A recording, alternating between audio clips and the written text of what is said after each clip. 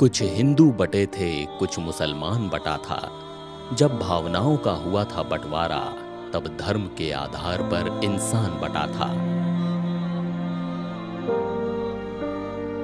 फिर जमीन बटी थी, आसमान भी बटा था, और यहीं से शुरू हुई थी 1947 में भारत पाकिस्तान के बंटवारे की वो कहानी, जिसमें ब्रिटिश भारत का झाड़ू, मेज, कुर्सी, टाइपराइटर, पगड़ी, बल्ब, पेन, कमोड, साइकिल, लाठी, glass, jug, pencil, pin cushion, कलमदान और छोटा बड़ा हर सामान बटा था। अब अंदाजा लगाइए कि जब एक घर का बंटवारा होता है तो कितना मुश्किल होता है आंगन की दीवार उठाना, कितना मुश्किल होता है पुरखों की निशानियां मिटाना, कितना मुश्किल होता है चूल्हे चौके का पट जाना, और कितना मुश्किल होता है उदास आंखों से निहारती मां को समझाना। वैसे ही कितना मुश्किल रहा होगा इतने बड़े देश का जर्रा जर्रा, पुर्जा पुर्जा सामानों का बट जाना। आखिर ये हुआ कैसे होगा? कैसे हुई होगी बंटवारे की पंचायती? कौन थे बंटवारे के पंच? पंचों को क्यों बंद कर दिया गया था एक कमरे में? लाठी, glass, jug, pencil, pin cushion के लिए क्यों बच्चों की तरह झगड़ते थे बंटवारे के पंच?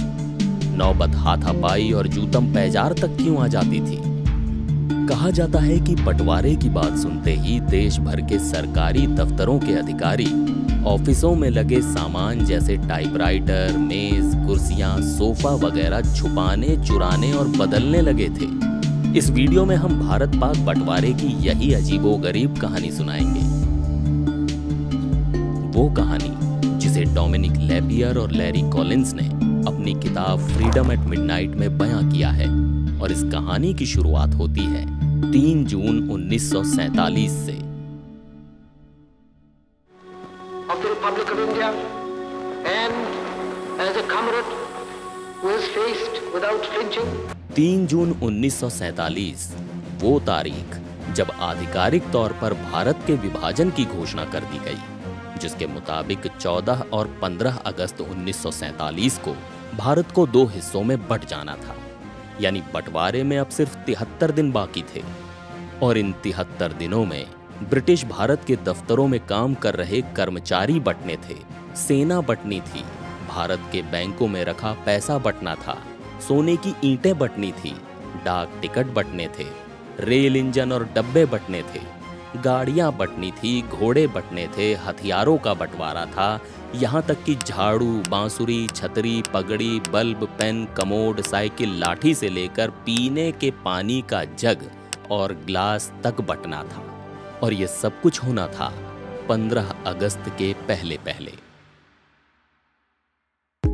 बंटवारे की वो तारीख यानी 15 अगस्त जैसे जैसे नजदीक आती जा रही थी, माउंटबेटन की परेशानी बढ़ती जा रही थी। परेशानी ये थी कि महज कुछ ही दिनों के बाद एक नए मुल्क की शक्ल लेने वाले पाकिस्तान के साथ भारत की चल अचल संपत्तियों का बंटवारा और संपत्तियों की अदला बदली कहां से और कैसे शुरू की जाए। काफी मत्थापच्ची के बाद माउंटबेटन ने दिल्ली के 2 दिग्गज वकीलों को करेंसी, धन संपत्ति और सामानों के बंटवारे की जिम्मेदारी सौंप दी। इसमें भारत के प्रतिनिधि थे H.M. पटेल और पाकिस्तान के नुमाइंदे थे चौधरी मोहम्मद अली। H.M. पटेल और चौधरी मोहम्मद अली भारत और पाकिस्तान की नुमाइंदगी करते हुए रोज तमाम फाइलें खंगाल रहे थे, और इस काम में इन दोनों वकीलों की मदद के लिए लगभग 100 कर्मचारी भी तैनात कर दिए गए थे। ये सैकड़ों कर्मचारी रोज उन दोनों वकीलों को देश भर में फैले दफ्तरों में जो सामान थे उसकी फेहरिस्त देते थे, और उसी के आधार पर ये दोनों वकील अनुशंसा पत्र तैयार कर उसे विभाजन काउंसिल के पास भेज दिया करते थे। इस विभाजन काउंसिल के अध्यक्ष खुद लॉर्ड माउंटबेटन थे। लेकिन मुश्किल यहाँ खड़ी हो गई जब सामानों के बंटवारे को लेकर भारत के प्रतिनिधि H.M. पटेल और पाकिस्तान के नुमाइंदे चौधरी मोहम्मद अली के बीच मतभेद शुरू हो गया। दोनों के बीच का मतभेद इतना गहराया कि नौबत हाथापाई और जूतम पैजार तक आ गई। उधर बंटवारे के सामानों की फेहरिस्त बढ़ती चली जा रही थी और वक्त एक एक दिन कम होता जा रहा था।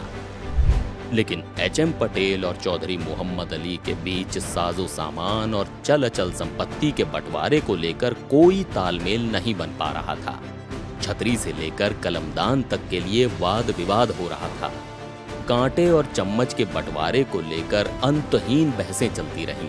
हालात ये थे कि टॉयलेट के पॉट के बदले 25 पिन कुशनों की भी अदला बदली की जा रही थी और इसके लिए भी दोनों के बीच रेहड़ी पटरी और खोमचे वालों की तरह मोल भाव और झगड़ा होता था।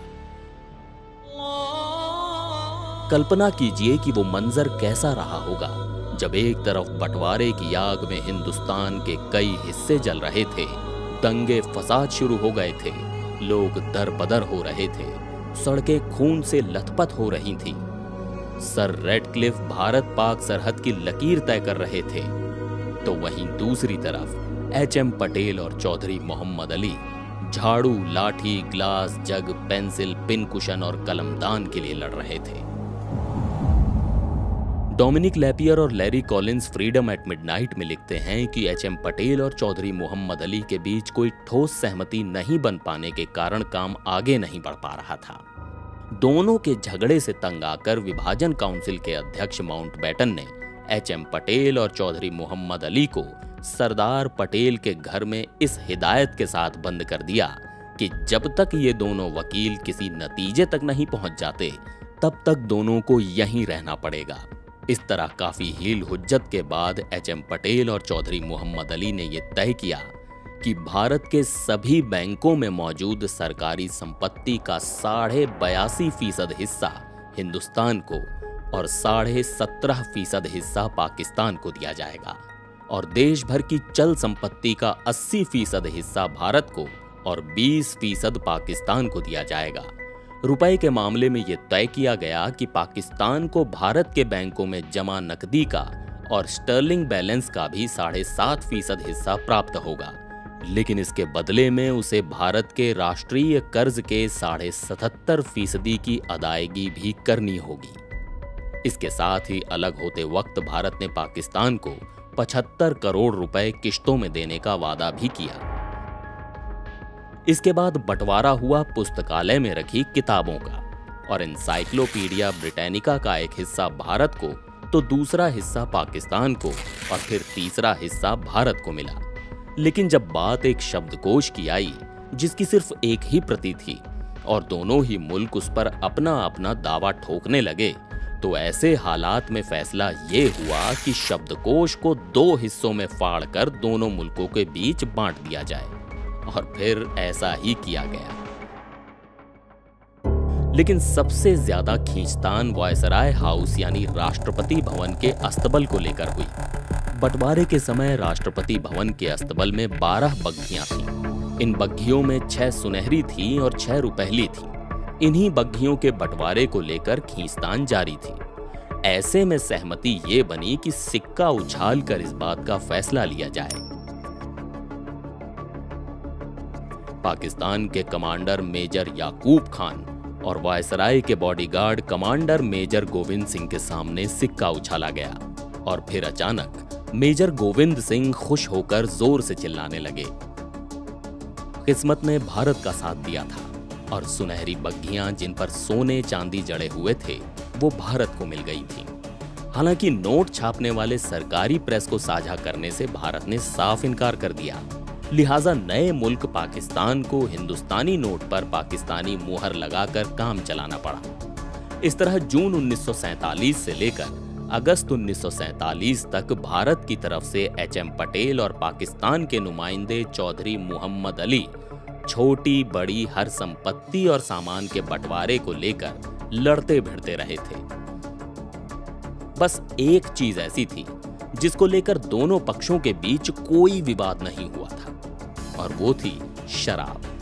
क्योंकि इस्लामिक मुल्क होने की वजह से पाकिस्तान ने शराब की मांग ही नहीं की, इसलिए पूरा लिकर सिस्टम भारत में रह गया और इसके बदले में भारत ने पाकिस्तान को पैसे दिए। लेकिन दिलचस्प बात ये कि बंटवारे के समय पाकिस्तान और भारत के बीच पैसों की जो डील हुई थी वो आज तक उलझी है और पाकिस्तान अभी भी भारत से अपने तथाकथित बकाया पैसों की मांग करता रहता है।